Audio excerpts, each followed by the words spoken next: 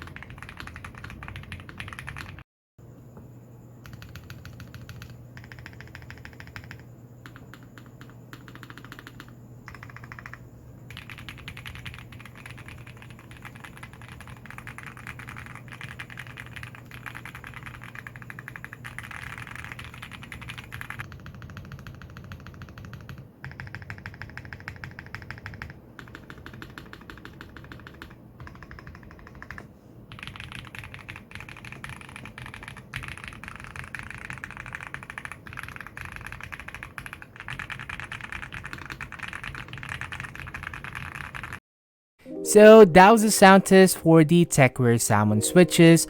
Please let me know on the comment section on what you think about them. Share your own thoughts, and before we talk about my own thoughts and opinion on the switches, you already know what's next. Let's break down the materials that was used on the switch. As you can see, these are a 5-pin switch and is using an MX style housing. Now for the top housing, as mentioned, it is using an white material. For the bottom housing, it is using a nylon. And of course, the stem, it is using a long pole palm stem. Lastly, the springs, which is a 68 gram and have a 48 gram actuation force. Also, here's a quick look at the unboxing experience. Same like the Outrto boxes, you can use it as a lubing station.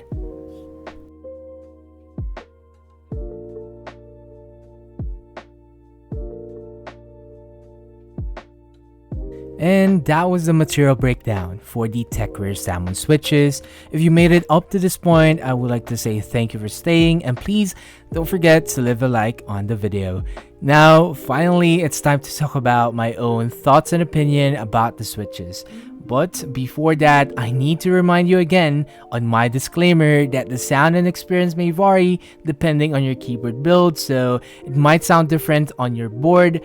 Again, we are using the Vega 65 with a polycarbonate plate, a PCB to plate foam, and one case foam. The switches was lubed with a Tribosys 3203 and 105 grade 0 on the springs. The keycaps that was used on the Soundtest was a GMK set.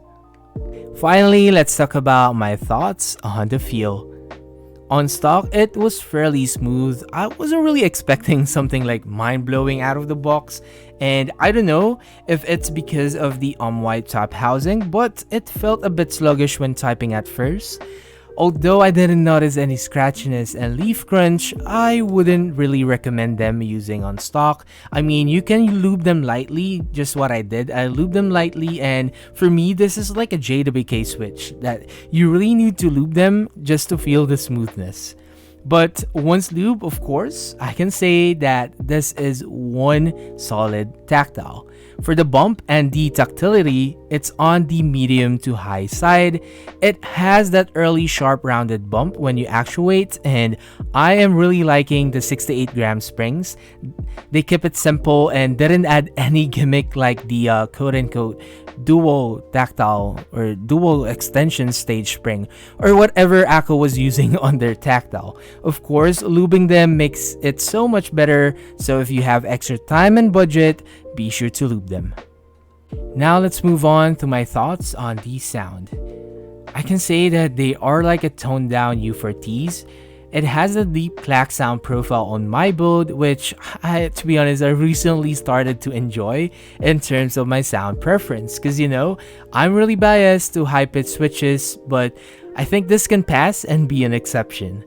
On stock, I did notice a little bit of spring pings, and using them on stock sounds like the switch is all over the place. So, of course, looping them makes it sound subtle, but yeah, I'm really enjoying how it sounds on my Vega. It has that tactile sound that I really like. So overall, let's also address the pricing. I was actually expecting this to be like more on the budget side category, given that their own other products outside the keyboard stuff are geared towards the budget side. So the pricing on these are like the same with the normal pricing on switches, or like same prices as the normal JWK switch.